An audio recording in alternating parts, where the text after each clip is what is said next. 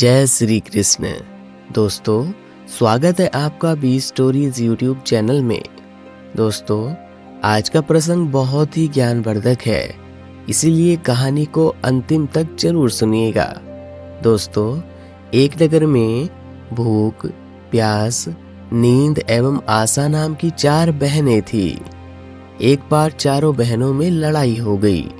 भूख कहती है कि मैं बड़ी हूँ, प्यास कहती है मैं बड़ी हूँ, नींद कहती है कि मैं बड़ी हूँ और आशा कहती है मैं बड़ी हूँ।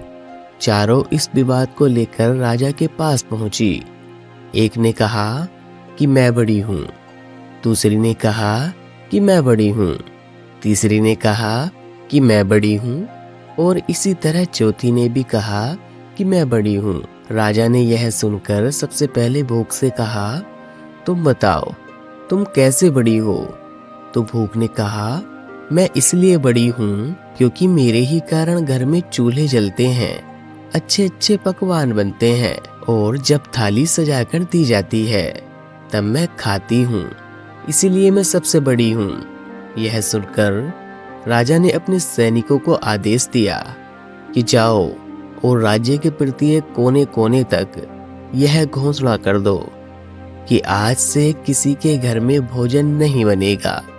फिर देखते हैं जब भूख को भूख लगेगी तो वह क्या करेगी। पूरा दिन बीत गया, पूरी रात बीत गई। जब सुबह हुई तो भूख को भूख सताने लगी तो वह इधर उधर भोजन की तलाश करने लगी। जब उसे कुछ नहीं मिला तब वह भूख के कारण घर में पड़ी बासी रोटी को खाने लगी। प्यास यह सब कुछ देख रही थी। वह तुरंत राजा के पास गई और बोली, राजन, भूख हार गई, वह घर में पड़ी बासी रोटी खा रही है। देखिए, मैं सबसे बड़ी हूँ। राजा ने कहा, तुम बताओ कैसे बड़ी हो? प्यास ने कहा, मैं बड़ी हूँ क्योंकि मेरे ही कारण लोग कुएं खुदवाते हैं, तालाब बनवाते हैं एवं बर्तनों में पानी का संचय करते हैं और जब किसी पात्र में भरकर मुझे पानी देते हैं तभी मैं पीती हूँ, इसीलिए मैं बड़ी हूँ। यह सुनकर राजा ने अपने सैनिकों को आदेश दिया कि जाओ पूरे राज्य में घोषणा कर दो कि कोई बर्तनों में पानी ना भरे, सभी तालाब और कुएं पर कड़ी पहरेदारी लगा दो। देखते हैं प्यास को प्यास लगेगी तो वह क्या करेगी। पूरा दिन बीत गया, एक रात बीत गई। जब दूसरे दिन प्यास को प्यास सताने लगी तब वह इधर उधर भटकने लगी। उसे जब कहीं भी पानी पीने को नहीं मिला तो वह मजबूर होकर गड्ढे का पानी पीने लगी। नींद यह सब कुछ देख रही थी। उसने तुरंत राजा के पास जाकर कहा कि राजन, प्यास हार गई, वह गड्ढे का पानी पी रही है, इसीलिए सबसे बड़ी मैं हूँ। राजा ने कहा, तुम कैसे बड़ी हो? तो नींद ने कहा, मैं इसलिए बड़ी हूँ क्योंकि मेरे ही कारण लोग पलंग बनाते हैं, बिस्तर लगाते हैं। जब मुझे बिस्तर लगा कर देते हैं तब मैं सोती हूँ, नहीं तो मैं नहीं सोई हूँ। राजा ने अपने सैनिकों को आदेश दिया कि पूरे राज्य में घोषणा कर दो कि कोई भी पलंग न बिछाए, उसमें बिस्तर ना लगवाए। नींद को जब नींद आएगी तो देखते हैं वह क्या करेगी। पूरा दिन बीत गया, आधी रात बीत गई तो नींद को नींद आने लगी तो वह इधर उधर बिस्तर खोजने लगी।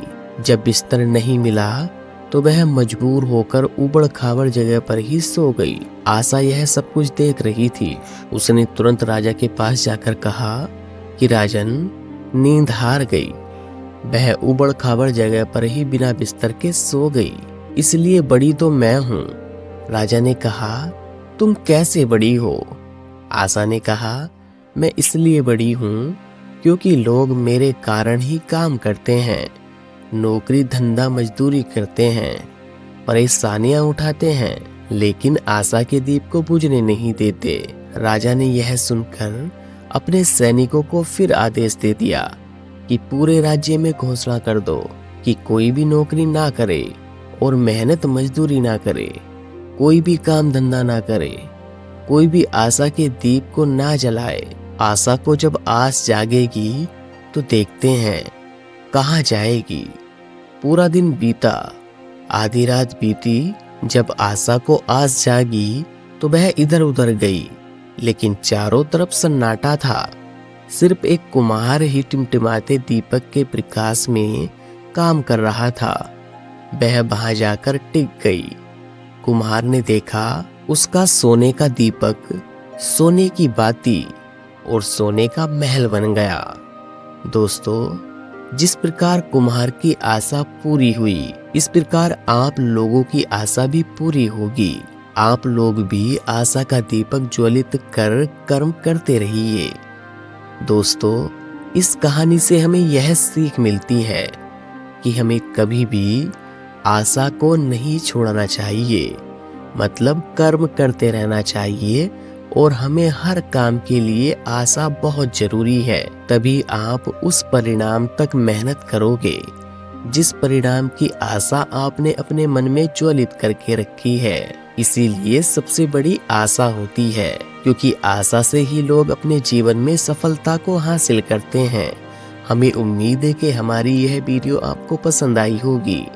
अगर आप इस वीडियो को और भी लोगों तक पहुंचाना चाहते हो तो इस वीडियो को लाइक कर दीजिए, ताकि YouTube इस वीडियो को और भी लोगों तक लेकर के जाए। मैं आपसे बहुत ही जल्द इस तरह की मोटिवेशनल स्टोरी वीडियो के साथ मिलता हूँ। तब तक के लिए आप अपना और अपने परिवार का ध्यान रखिए और हमेशा मुस्कुराते रहिए।